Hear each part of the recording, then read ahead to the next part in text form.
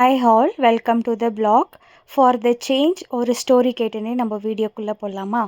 ஒரு பொண்ணு before marriage அவங்க ஃபேமிலி வந்து ரொம்ப நல்லாவே ரன் பண்ணின்னு போகிறாங்க. ஸோ ஆஃப்டர் மேரேஜ் வந்து கல்யாணம் ஆகுது, ஜாயிண்ட் ஃபேமிலி. அதுக்கப்புறம் ஜாயிண்ட் ஃபேமிலியில் வந்து எல்லா வேலையும் அவங்க தான் செய்யணும். மார்னிங் பிரேக்ஃபாஸ்ட்லேருந்து லஞ்சுலேருந்து டின்னர்லேருந்து வெசில் வாஷ்லேருந்து அப்புறமா கிளாத் வாஷ் பண்ணுறதுலேருந்து வீட் பெருக்கிறது எல்லாமே வந்து அந்த பொண்ணு நல்லாவே பண்ணின்னு போகுது. ஏன்னா எப்படி வந்து ஒரு ஜாயிண்ட் ஃபேமிலிக்குள்ளே இருக்கணும் அப்படின்னு சொல்லிட்டுன்னு தெரியாது, ஃபேமிலி எப்படி ரன் பண்ணணும்னு தெரியாது. ஸோ எல்லாமே அவங்க வீட்டில் கற்றுக் கொடுத்த மாதிரி அவங்க மாமியார் வீட்டில் போயிட்டு அப்படியே இருக்கிறாங்க. ஸோ கல்யாணம் ஆன அந்த பொண்ணுக்கு 2 இயர்ஸாக வந்து குழந்தையே இல்லாதது வந்து ஒரு நெகட்டிவாக வந்து எல்லாருமே பார்த்து பேசுறதுக்கு ஆரம்பித்தாங்க. அப்புறமா பை காட் கிரேஸ் எப்படியோ ஒரு ஒரு ப்ரெக்னென்ட் ஆகுறாங்க. ப்ரெக்னென்ட் ஆகிற சமயத்தில் அவங்களுடைய லைஃப்பில் ஒருத்தவங்க என்ட்ரி ஆகுறாங்க. ஸோ அவங்களுடைய ஃபுல் லைஃபே சாக்ரிஃபைஸ் பண்ணி அந்த பொண்ணுக்கோசரம் வந்து நிற்கிறாங்க. அந்த பொண்ணு ப்ரெக்னென்ட் ஆன நாள்லேருந்து டெலிவரி வரைக்கும் அந்த பொண்ணு கூடவே இருந்து அவங்க வீட்டு வேலையெல்லாம் செஞ்சு அவங்க ஹஸ்பண்ட்க்கு என்ன வேணும், இந்த ப்ரெக்னெண்ட்டாக இருக்கிற பொண்ணுக்கு என்ன வேணும், ஹாஸ்பிட்டலு, அவங்க வீடு எல்லாமே பார்த்துக்குன்னு வராங்க.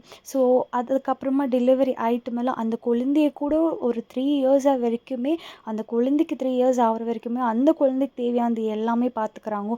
அவங்க தூக்கத்தை விட்டு அவங்க ஹெல்த் கண்டிஷன் எப்படி இருக்குது, நார்மலாக இருக்கிறாங்களா இல்லையா, சாப்பிட்டாங்களா இல்லையா, தூங்குனாங்களா இல்லையா, அதெல்லாம் எதுவுமே பார்க்காம அந்த பொண்ணு அந்த குழந்தை அந்த பொண்ணோடைய ஹஸ்பண்டுன்னு சொல்லி இவங்க 3 பேரையும் ரொம்ப நல்லா அவங்க வீட்டில் வந்து நடத்தின்னு வராங்க. ஸோ அதுக்கப்புறமா வந்து மறுபடியும் அந்த பொண்ணு கன்சீவ் ஆகுறாங்க.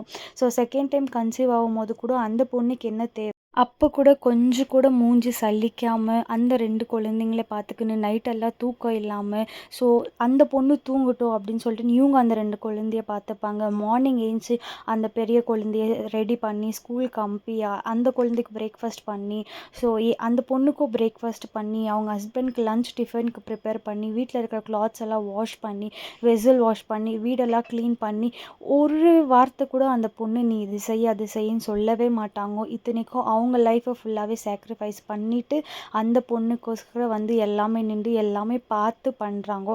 ஸோ அது வேறு யாருமே இல்லை, இது என்னுடைய ஸ்டோரி தான், எங்கள் அம்மாவை தான் சொல்கிறேன். இன்றைக்கி எங்கள் அம்மா இல்லைன்னா நான் இல்லை அப்படின்ற ஒரு சுச்சுவேஷன்ஸாக. ஸோ எத்தனை பேருக்கு இந்த மாதிரி அம்மாங்க வந்து மாடல் சப்போர்ட்டாக இருக்கிறாங்க அப்படின்னு சொன்னாக்கா நிறைய பேருன்னே நம்ம சொல்லலாம். நம்ம அம்மாங்க நம்மளை பார்த்துக்கிற மாதிரி வேறு யாரும் நம்மளை பார்த்துக்க முடியாது. அதுலேயே ஸ்பெஷலாக எங்கள் அம்மாவை நான் சொல்லுவேன். ஏன்னா என்னை வந்து கல்யாணத்துக்கு முன்னாடியே ஆகட்டும் அவ்வளோதான், கல்யாணத்துக்கு அப்புறமா அவ்வளோதான். கல்யாணத்துக்கு முன்னாடி எங்கள் வீட்டில் நான் ஒரு வேலை செய்ய மாட்டேன். ஸோ அதே மாதிரி தான் கல்யாணம் ஆகிட்டு மேலே கூட எங்கள் அம்மா நான் ப்ரெக்னென்ட் ஆன நாள் வந்து என் கூட இருந்து என்னை எல்லாமே நல்லா பார்த்துக்குன்னு பை காட் கிரேஸ் என் கூட இருக்கிறாங்க ஒரு சப்போர்ட்டிவாக.